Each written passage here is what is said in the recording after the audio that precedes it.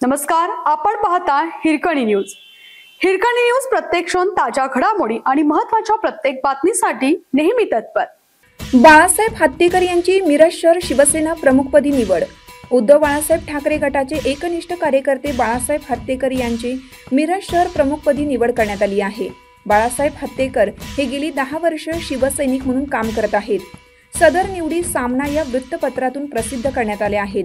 मिरज शहर प्रमुखपदी निवड झाल्याबद्दल जिल्हा प्रमुख विशाल सिंग राजपूत यांनी त्यांचा विशेष सत्कार करत मशाल हे चिन्ह घराघरात पोहोचवणार व संघटन मजबूत करणार असा विश्वास बाळासाहेब हत्तेकर यांनी व्यक्त केला।